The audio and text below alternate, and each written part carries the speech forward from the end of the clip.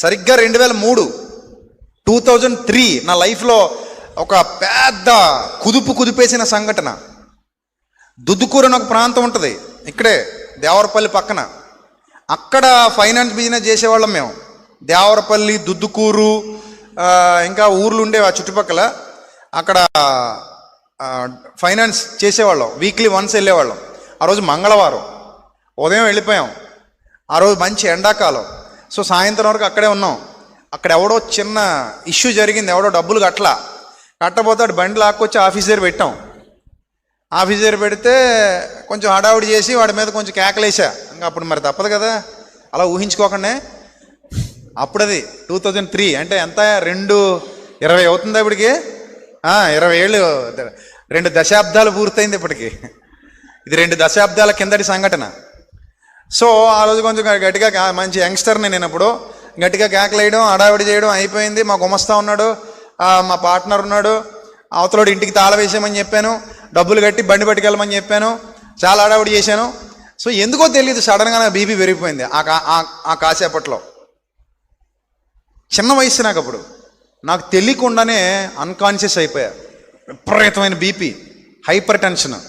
ఎందుకు వచ్చిందో తెలీదు, ఎలా వచ్చిందో తెలీదు. కాసేపు ఉంటే ఇంకా ముక్కుల్లోంచి రక్తం వచ్చేస్తుందేమో అన్నంత తీవ్రంగా అయిపోతుంది పరిస్థితి. నేను నిలబడలేకపోతున్నా, కూర్చోలేకపోతున్నా, నా చేతులు కాళ్ళు సహకరించట్లా. అలా కుర్చీలో కూర్చుని ఉండిపోయా. మా ఆఫీస్ దగ్గర దేవరపల్లి ఉండేది ఆఫీసు, మెయిన్ రోడ్డు మీదే.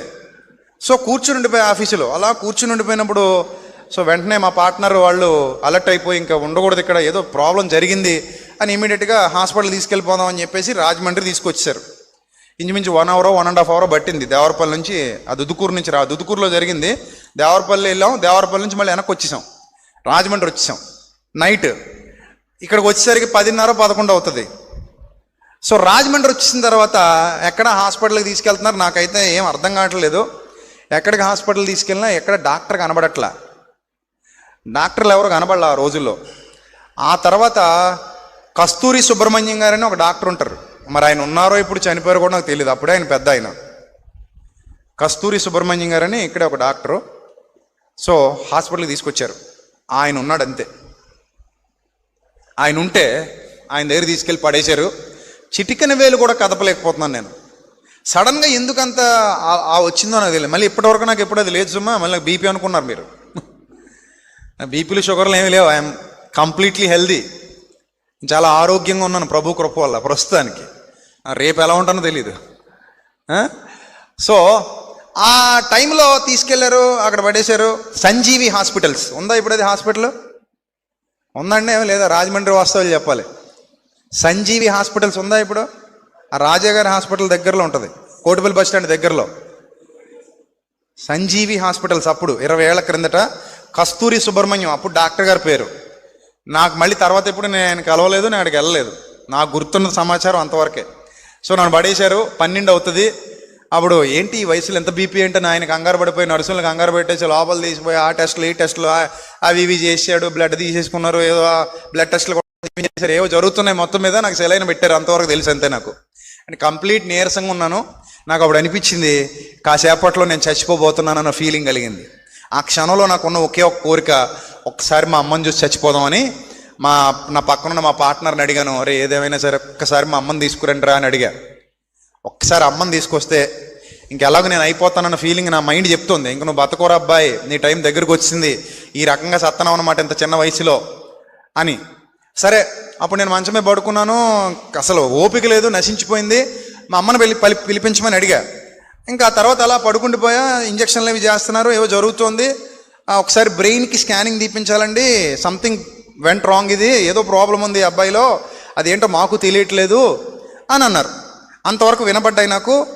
కాసేపటికి 1 గంట ఆ ప్రాంతంలో మా అన్నయ్య మా నాన్నగారు వచ్చారు. అది అర్థమైంది. మా అమ్మ అయితే రాలా, ఇంటి దగ్గర ఉండి ప్రార్థన చేస్తుంది అటు ఏడుస్తూ.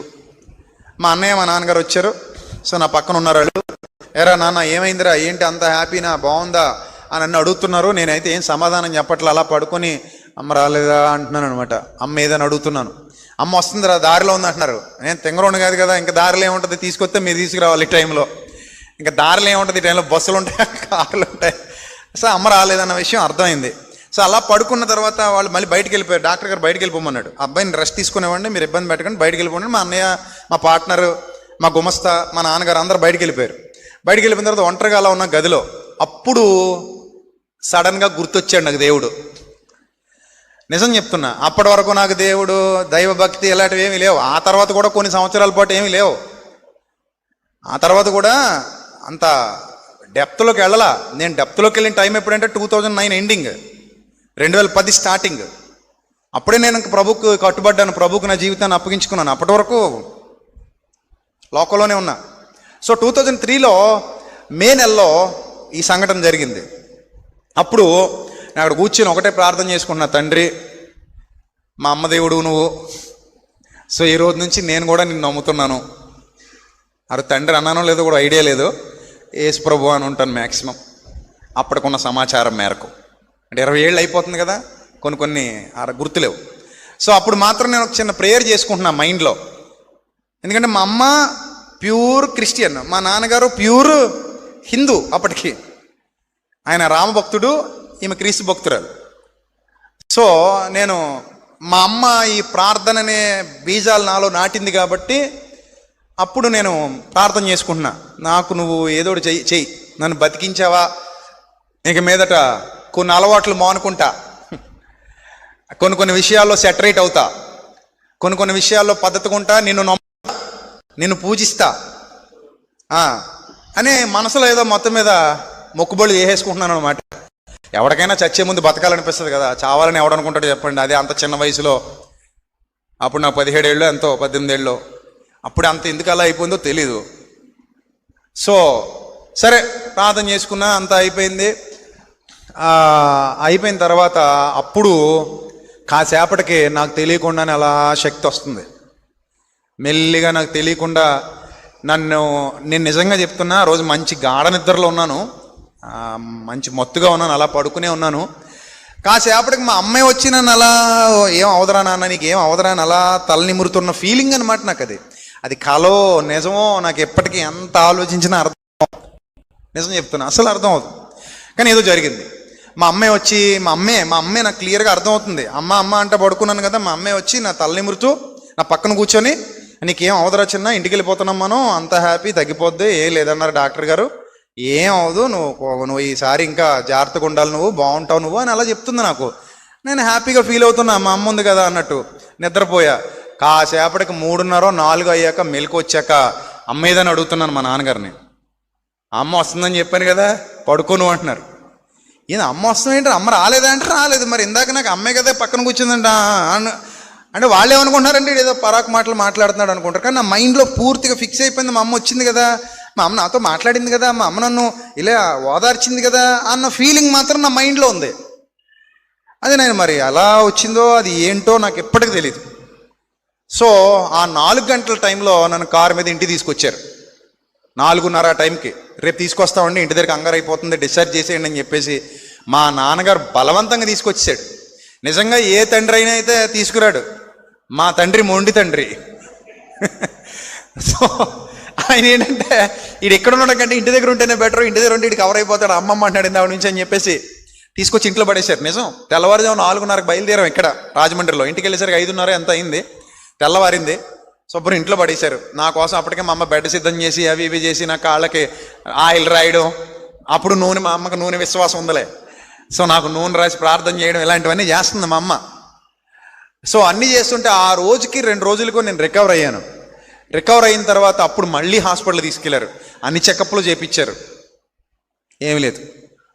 కానీ ఆ కుదుపు నా జీవితంలో పెద్ద మార్పుకు కారణమైంది. ఆ తర్వాత నేను చాలా అలవాట్లకు దూరం అయిపోయాను. అప్పటి నుంచి ఎప్పుడు మళ్ళీ ఏ బ్యాడ్ హ్యాబిట్ జోలికి వెళ్ళాల, ఎవరితో కలిసి తిరగల, అంటే ఏ బ్యాడ్ లేదు నా లైఫ్లో. ఒక దేవుడు లేడంతే, విశ్వాసం లేదు, దేవుడు లేడు. కానీ ఆ తర్వాత నేను ఫ్రెండ్స్తో ఉండేవాడిని, ఫ్రెండ్స్తో కూర్చునేవాడిని, ఫ్రెండ్స్తో మాట్లాడేవాడిని, రెస్టారెంట్కి వెళ్ళి బిర్యానీలు తినేవాడిని, అంతవరకే తప్ప ఎప్పుడు కూడా ఆ 2003కు ముందటి జీవితం ఎప్పుడు నా జీవితంలోకి మళ్ళీ రాలా. అంటే ఎలాంటి బ్యాడ్ హ్యాబిట్ జోలికి నేను పోలా. సో అలాంటి స్వస్థత నా జీవితంలో జరిగినప్పుడు స్వస్థతలు లేవని నేను ఎందుకంటాను? అలాంటి ఒక అద్భుతం నా జీవితంలో జరిగినప్పుడు అద్భుతం జరగదని నేను ఎందుకంటాను? నా కళ్ళతో నేను చూశాను కదా అది. అలాంటి ఒకటి కాదు రెండు కాదు ఎన్నో జరిగాయి, ఎన్నో. సో దేవుడు కొన్ని కొన్ని విషయాల్లో మనల్ని కాపాడుతాడు, రక్షిస్తాడు, మనకు తెలియకుండా రక్షిస్తాడు. ఫస్ట్ మా అన్నయ్య చేతక్ కొన్నాడండి. చేతక్, బజాజ్ చేతక్ అని అప్పట్లో అది గొప్ప. ఫస్ట్ మా అన్నయ్య చేతక్ కొన్నాడు. కొత్త బండి ఇంట్లో పెట్టారు, ప్రార్థన చేశాడు, అంతా అయిపోయింది, లోపల పెట్టుకున్నాడు. ఆడు తిరిగి వస్తున్నాడు, లోపల పెట్టుకున్నాడు. నేను 8th క్లాసు. నేను అడిగా, ఒకసారి బండి రాదు అని. నువ్వు నోర్మి, నువ్వు నీ వయసు ఎంత, నువ్వు నీ శక్తి ఎంత, నీకు బండి కావాలా? అసలే బరువుగా ఉండే అప్పట్లో చేతక్కులు. ఓ పక్కకు లాగేసేది, ఇవ్వనన్నట్టు. సరే అన్నాను. అందరూ ఇంట్లో ఉండగా అటు ఇటు చూస్తే తాళం ఎక్కడ పెట్టాడో కనబడింది. మెల్లిగా చూసి తాళం తీసి, ఏదో చిన్నగా టచ్ ఉందనమాట. ఎవడో మా ఫ్రెండ్ వాళ్ళ నాన్నదో ఎవరిదో జస్ట్ అలా ముందుకు నడిపినంత వరకు తప్ప నాకు బండి నడపడం అలవాటు కూడా లేదు.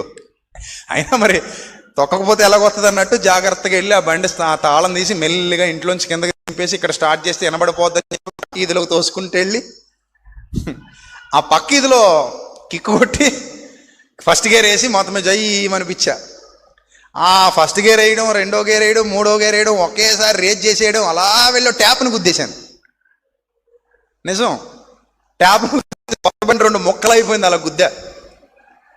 ఆ ట్యాప్కి, దానికి ముందు గొట్టానికి ట్యాప్ బిగిస్తారు కదా, గొట్టం ఉంది కానీ దానికి ట్యాప్ లేదు, అదే హెడ్ లేదు. దాన్ని ఏమంటారు మీ ప్లంబర్ చెప్పాలి. ఆ కుళాయి లేదు దానికి, మరి వచ్చి గొట్టమే ఉంది. అప్పట్లో పబ్లిక్ ట్యాపులు వచ్చి గొట్టాల్లోంచి కారిపోయేవి నీళ్లు. పట్టుకునేవాళ్ళు బిందెలతో పట్టుకునేవారు, మిగిలిన వాళ్ళ రోడ్డుకు వదిలేసేవారు కదా, అలాంటిది అనమాట అది. సో వెళ్ళి కోర్టులోకి, అక్కడ ఉన్న బిందె అప్పడం అయిపోయింది, ఎవరిదో బిందె, అదేమో వెనకబడిపోయింది. అసలు ఆ రాడ్ నా నుదురులో దిగిపోవాలి. ఆ రాడ్ నిజంగా చెప్తే నమ్మరు, కొట్టగానే నేను ఎగిరి పడ్డాను. దాని మీద పడకుండా దాని పక్క నుంచి, ఇదే అనుకోండి, ఇలా పడ్డాను అనమాట. ఇలా పడ్డాను, ఇలా పడ్డ వల్ల ఇక్కడ తగిలింది. సో ఒళ్ళంతా కొట్టుకుపోయాయి, అంతే అక్కడ పడుకున్నాను. ఈలో తర్వాత ఎవరో వచ్చి తీసుకెళ్ళి కుట్లు వేయించి ఇంటికి తీసుకెళ్ళి ఇంట్లో పడేశారు. ఇప్పటికీ నేను చెప్తాను కదా, అలాంటి సన్నివేశాలు ఎన్నో ఉన్నాయి. మరి దేవుడు నన్ను కాపాడకపోతే అలాంటి క్లిష్టమైన పరిస్థితుల్లో ఎవరు కాపాడినట్టు?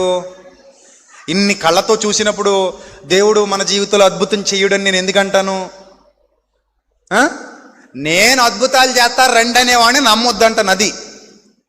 వాళ్ళందరూ ఏం సృష్టించారంటే, అబ్బో వీడు మనకేదో చెప్తున్నాడు, మన గురించి తేడాగా చెప్తున్నాడని మనకి నా మీదకి రివర్సల్ ఏం చెప్పేశారంటే, ఇతను స్వస్థతలు లేవంటాడు, అద్భుతాలు లేవంటాడు అని చెప్పారు. నేను అలా ఇప్పుడు చెప్పలా. మనుష్యులు మిమ్మల్ని మోసగిస్తారు, జాగ్రత్తగా ఉండండి. వాళ్ళ దగ్గర ఏ శక్తి లేకపోయినా మేము ఏదో చేస్తాం, మమ్మల్ని ముట్టుకుంటే ఎలా అయిపోద్ది, మమ్మల్ని పట్టుకుంటే ఎలా అయిపోద్ది అని అంటారు, జాగ్రత్త అని చెప్పా. అర్థమైందా? సో కాబట్టి దేవుడు మన జీవితంలో రకరకాల మేలులు చేస్తాడు. ఆయన చేసే మేలులు కొన్నిసార్లు ఊహలకు కూడా అందవు. నిజంగా ఊహలకు అందవు. కొన్ని సందర్భాల్లో ఆయన చేసే మేలులు అంత అద్భుతంగా ఉంటాయి, అంత అద్భుతంగా ఉంటాయి.